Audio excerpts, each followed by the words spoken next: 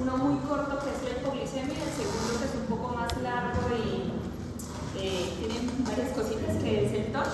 Tratar de hacerlo lo más conciso posible para que no se pasen. La idea es que ustedes repasen en sus casas. Las clases son como una introducción y para que ustedes tengan como una claridad en los abordajes terapéuticos, pero ustedes tienen que profundizar en sus casas, obviamente, todos los conocimientos. Entonces vamos a empezar con la hipoglicemia. Este es un tema muy cortico, realmente, como lo voy a explicar yo, pero en fines ya educativos para su vida práctica es bastante extenso. La idea es que se haga en la clase una orientación sobre el abordaje terapéutico. ¿Sí? ¿Qué es la hipoglicemia? La hipoglicemia se define como la concentración de azúcar o de glicemia en la sangre que le da síntomas. Para cada persona va a ser diferente. Obviamente tenemos que tener un rango para hablar de hipoglicemia, pero en sí la definición es aquella carga de glucosa o cantidad de glucosa que tengo en mi torrente sanguíneo que me va a dar síntomas. Hay una tríada muy chévere que es la tríada de Wheeler, que se utiliza muchísimo en los adultos, que me da 3 parámetros para definir hipoglicemia. Me dice que tenga signos y síntomas compatibles con hipoglicemia, que ya los vamos a repasar, que tenga unas cifras de glucosa baja y que cuando yo le administre glucosa a ese paciente todos los síntomas se reviertan. Esa es una definición bastante chévere para definir la hipoglicemia. Para ya hablar de rangos, en pediatría hablamos de hipoglicemia alrededor de 50 miligramos por decilitro, pero si ya nos vamos a los neonatos, ellos pueden aguantar rangos de 40 e incluso de 35 en prematuros extremos y no hacer ningún tipo de síntomas, entonces no cumpliría los criterios de hipoglicemia que acabamos de definir. Pero para hablar de rangos, en pediatría con 50 ya estamos pensando que el paciente está teniendo hipoglicemia y con neonatos en 40. Es uno de los trastornos metabólicos más frecuentes en pediatría, es lo que más van a encontrar. Y la hipoglicemia es como la punta del iceberg de muchos desórdenes metabólicos que pueden ser transitorios o que pueden ser permanentes, depende de donde se origine el daño. Entonces, no se asusten con esta gráfica, es para enseñarles o que recuerden cómo es la homeostasis de la glucosa. Entonces, si pueden ver, allá está el páncreas, y el páncreas tiene 2 hormonas que son muy importantes en la regulación de la glucosa. La primera que está arriba es la insulina y la segunda es el glucagón. Cuando nosotros consumimos azúcar, consumimos bastante azúcar, a una cantidad moderada de azúcar, el páncreas se activa y se produce la insulina. La insulina lo que va a hacer es regular los niveles de glucosa en la sangre. ¿Cómo lo regula? De 2 formas. Uno, se va para el hígado y hace que se almacene en forma de glucógeno. Y lo otro es que se va a los tejidos o las células que necesitan glucosa para su funcionamiento. Esto va a hacer que los niveles de glucosa en sangre se regulen o se bajen y haya una homeostasis. Entonces es un mecanismo que utiliza el páncreas, liberar insulina, cuando hay mucha glucosa. Pero resulta que cuando nos falta azúcar, que es lo contrario, el páncreas también dice, oye, me está faltando azúcar, acuérdenme que yo la tenía guardadita en el hígado. Entonces el páncreas lo que va a hacer es activar el glucagón, va y le dice al hígado, señor hígado, libéreme la glucosa que acaba de guardar y me la saca a la sangre para que se utilice en los tejidos y en todas las funciones. Entonces es importante recordar esto porque ahí ya van encontrando que para la regulación del azúcar ustedes necesitan 1 del páncreas, 2 del hígado y entre ellos del glucagón y la insulina. Pero resulta que ellas no solamente son las implicadas en la regulación de la glucosa. Esta gráfica tan terrible que están viendo acá me indica que hay muchos procesos para la regulación de la glucosa. Entonces, como pueden ver allá, el páncreas, que ya dijimos que está implicado, que el páncreas llega y activa o desactiva las funciones del hígado, depende del azúcar que necesita. Pero el cerebro también está implicado. Cuando me está faltando el azúcar, el cerebro lo toma como una agresión o como que tiene que activarse para que llegue azúcar a todos sus tejidos. Y el cerebro activa una red de hormonas o activa los órganos para que se liberen varias hormonas. Entonces, como pueden ver en esta gráfica,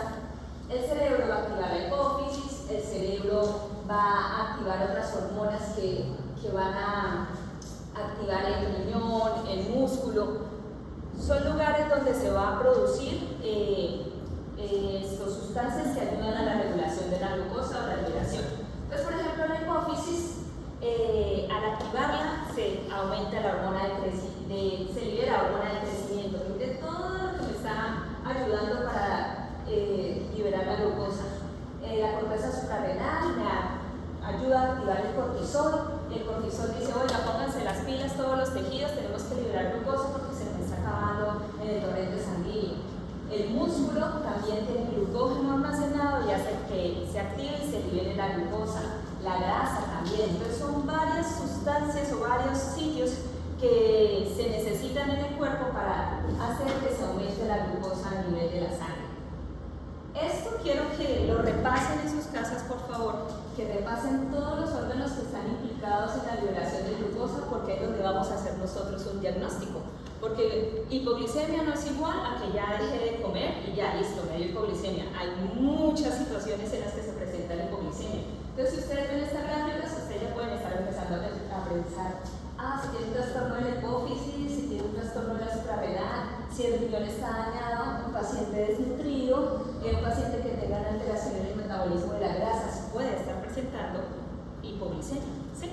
Entonces no es solamente igual, hipoglicemia no es igual a páncreas o hígado dañado. Entonces, para mantener una glucosa estable en sangre, como les decía, es importante que todo este complejo que acabamos de ver se maneje en homeostasis. Entonces, primero que todo, obviamente necesito recibir una cantidad de carbohidratos adecuada para mantener mis niveles de glucosa.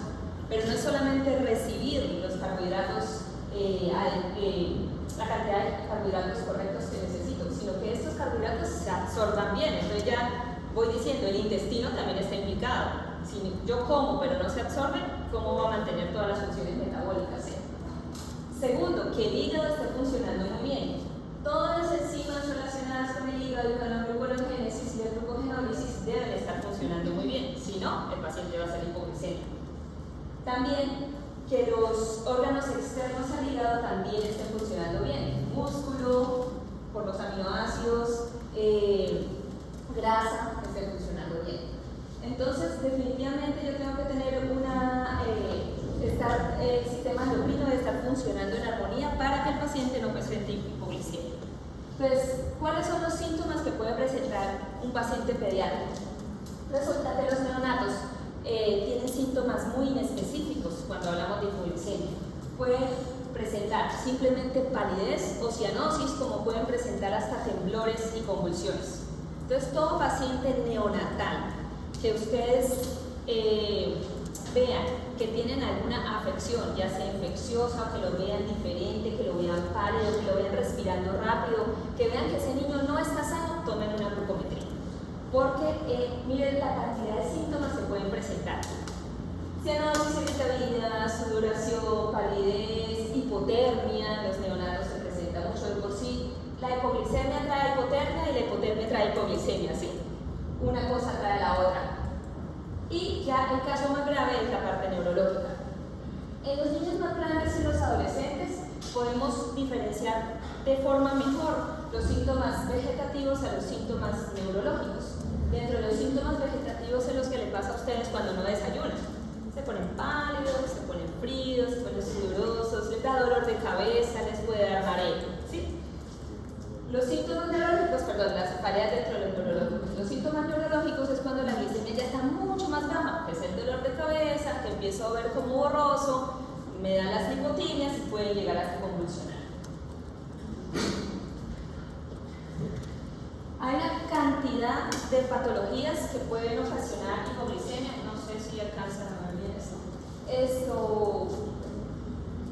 Dentro de las patologías que tú mencionas varias, estamos mirando las neonatales en la primera gráfica, las neonatales transitorias y en la segunda columna, las neonatales permanentes.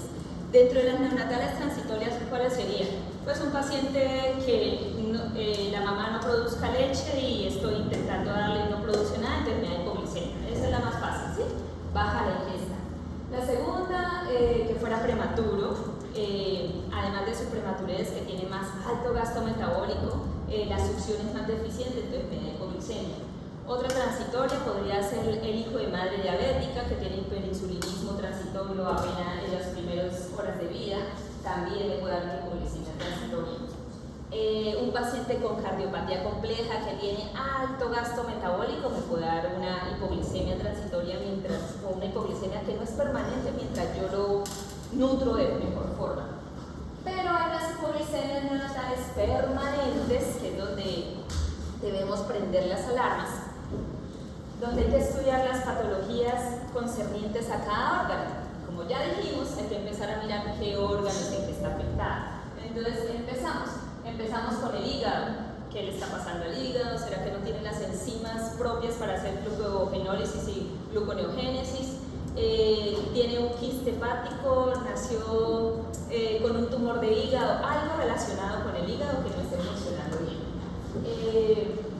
Vamos a las otras hormonas fuera del hígado. Hablamos de páncreas, hablamos de hígado y dijimos, oye, mire, la hormona de crecimiento está relacionada con alguna falla en la hormona de crecimiento, la tiroides. Recuerden que cuando un paciente tiene algo metabólico, la tiroides siempre hay que estudiarla. Es una glándula que está involucrada en casi todas las funciones metabólicas, o no decir en todas las funciones metabólicas. Hay que estudiar si tiene hipotiroidismo, si tiene un problema en la paratiroides, si tiene un problema en la pituitaria, que dice acá. También hay que mirar si estos pacientes tienen la insulina, está con hiperinsulinismo, tienen muchísima producción de insulina y una cantidad de trastornos genéticos y metabólicos que pueden ustedes diagnosticar en estos pacientes. Son muchísimos, no pretendo que sean endocrinólogos, lo único que pretendo es que sospechen que un paciente con una hipoglicemia persistente puede estar ante un daño en cualquiera de esos órganos y hay que estudiarlo. Los lactantes mayores en los niños más grandes se presenta de forma menos frecuente porque si yo tengo una alteración genética o metabólica desde el nacimiento de algún órgano comprometido, generalmente lo voy a encontrar en los primeros años de la infancia, ¿sí? Para que usted encuentre un adolescente con trastorno de la glicemia permanente, tiene que tener un tumor del hígado, tiene que tener un tumor de páncreas, tiene que ser alguien muy mal alimentado crónicamente, de pronto los anoréxicos o los bulímicos, tiene que tener una hepatitis fulminante, que sería algo como más agudo que me ocasione que en la edad del adolescente o de un niño grande, estamos hablando de 5 años en adelante, me haya eventos de hipoglicemia permanente. Generalmente son transitorios, aquel niño que no comió o que está un poco desnutrido y se le baja la glucosa, o que hizo hipotiroidismo de pronto. Doctora, en el caso de los tumores se suma el fibromuscular. Cualquier tumor que comprometa alguna de las glándulas que acaba de mostrar en la gráfica anterior puede ocasionar hipoglicemia. Tienen que diagnosticarlo. Cualquier tumor. Un tumor de hipófisis, un tumor de riñón, un tumor de la glándula suprarrenal, un tumor de hígado, un tumor de páncreas, cualquiera de esos tumores que comprometa alguna de esas glándulas. ¿Cómo lo voy a diagnosticar? Entonces, definitivamente tengo que hacer una muy buena historia clínica para mirar si es algo transitorio o es algo permanente. Debo buscar, por favor, los antecedentes familiares. No sé si ustedes han oído hablar de esos niños que hacen muerte súbita, a veces que ni se sabe por qué fue. La familia, no, eso fue que un no, eso no se supo si fue una cardiopatía o no. Esos pacientes que tienen antecedentes de familiares con muerte súbita, ojo, pudo haber sido una hipoglicemia y nadie se dio cuenta. ¿Sí? Niños que tengan papás con consanguinidad o al menos hasta la tercera generación con consanguinidad. Generalmente las patologías cuando hay consanguinidad no es en la primera generación sino hasta la tercera. Entonces por favor pregunten eso. Niños que se estén alimentando muy mal, que es lo que van a ver hoy en día, casi todos jugos de caja, almuerzan, desayunan galletas. Entonces crónicamente si usted alimenta mal a un paciente, ¿qué va a pasar con el páncreas? Pues siempre va a estar hiperexcitado, llega un momento en que se va a acabar la producción de insulina o se va a irregular y aparecen las hipoglicemias o hiperglicemias. De por sí la hipoglicemia es uno de los primeros signos antes de presentar diabetes. No sé si les ha pasado, un paciente que presenta hipoglicemia con el tiempo se vuelven diabéticos porque la insulina hace tantos picos de insulina de la mala alimentación que llega un momento como que la insulina se gastó, se cansó ese hígado, ya no produce insulina y por el contrario se acumula.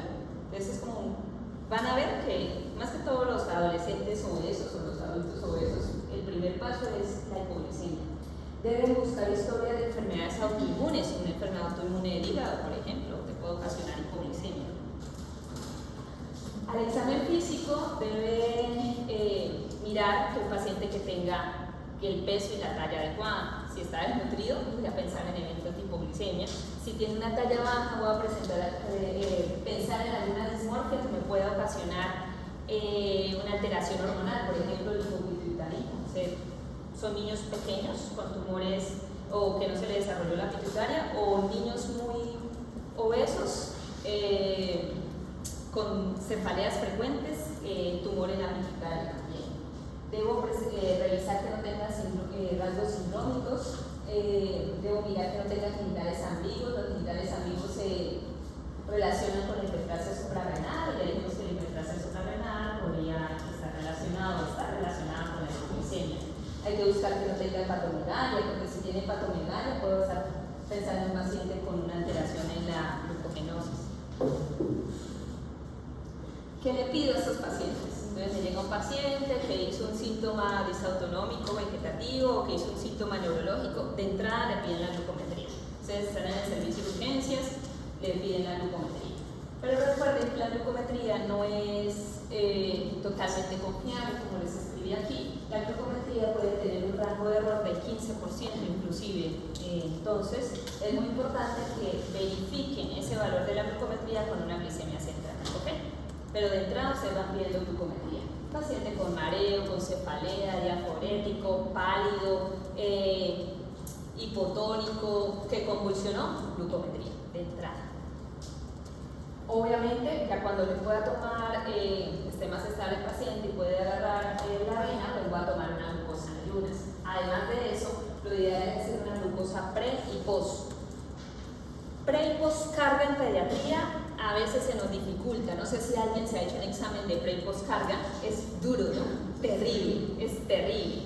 Entonces en pediatría les sugiero que pidan pre y postprandial, ¿sí?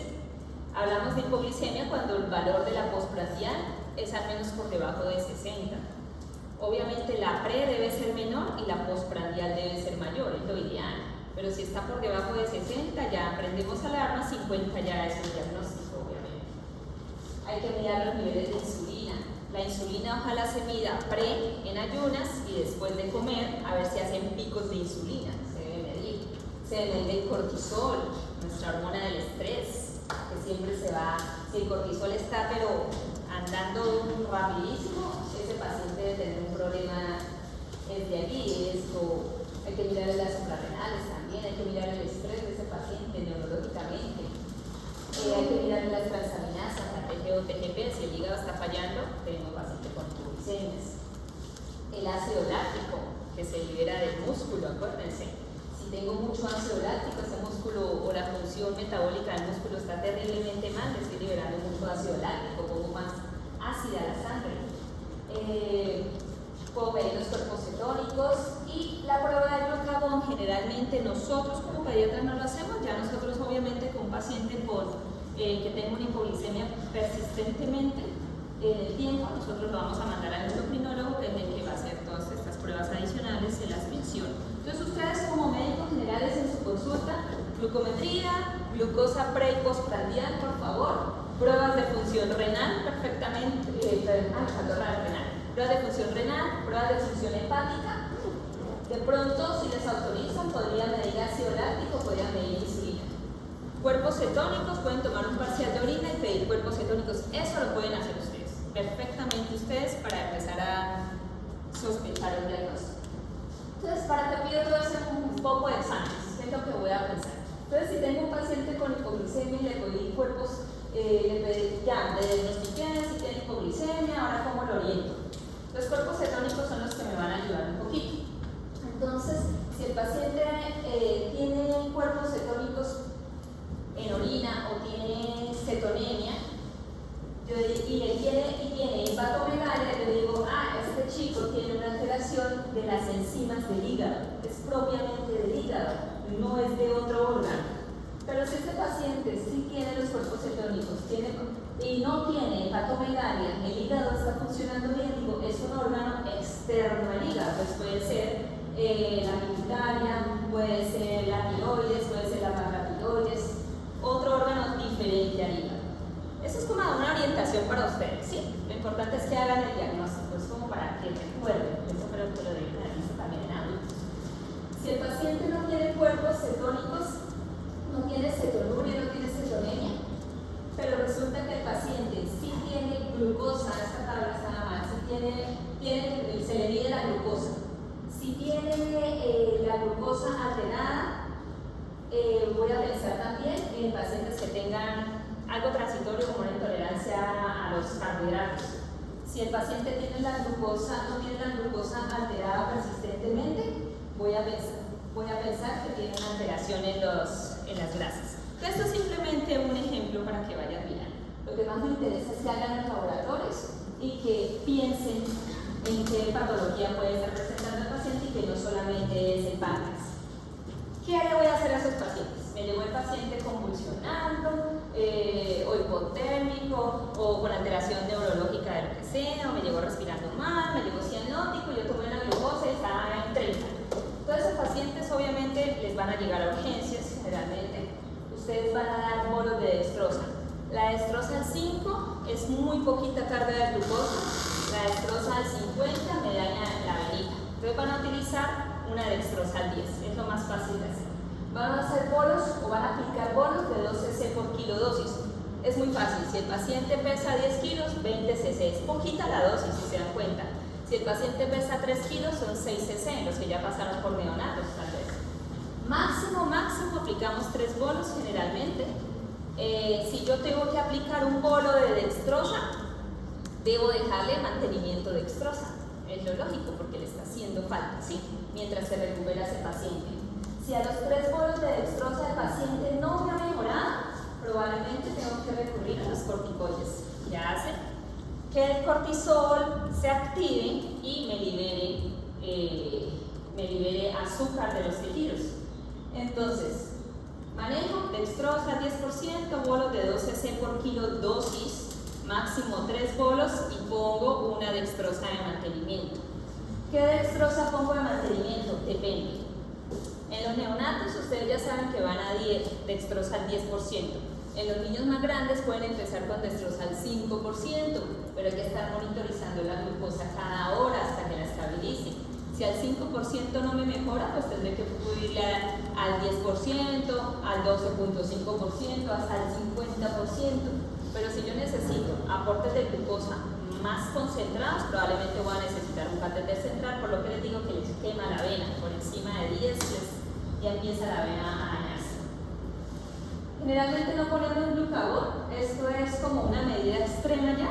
Yo espero que ustedes como médicos pongan los bolos de dextrosa, que no me manden los niños hipoglicémicos, que vigilen las glucometrías cada hora para saber qué va subiendo, que dejen un mantenimiento de dextrosa y que si definitivamente el paciente no mejoró van a poner corticoides.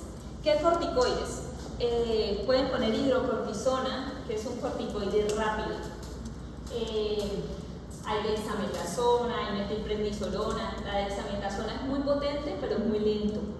La metilprednisolona es potente, es rápido, pero no tan rápido como la hidrocortisona. Sería el medicamento de lesión.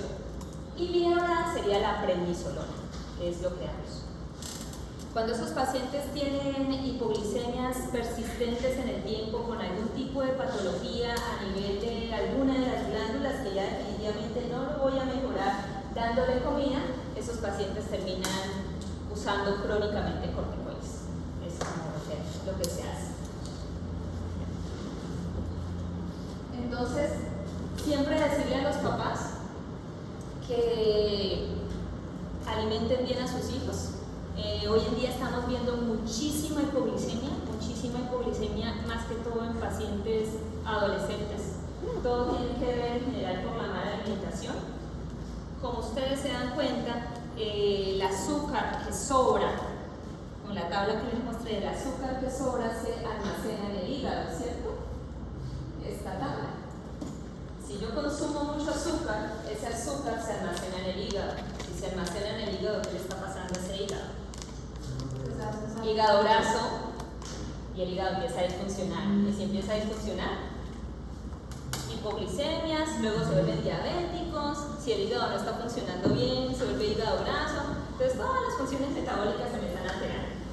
Entonces es muy importante que ustedes como médicos les digan a sus pacientes que tienen que comer muy bien. Hay una creencia popular de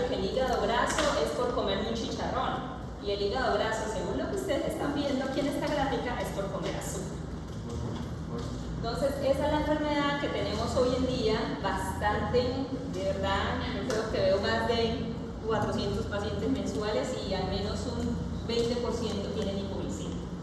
Entonces, ustedes como médicos orienten la alimentación, por favor.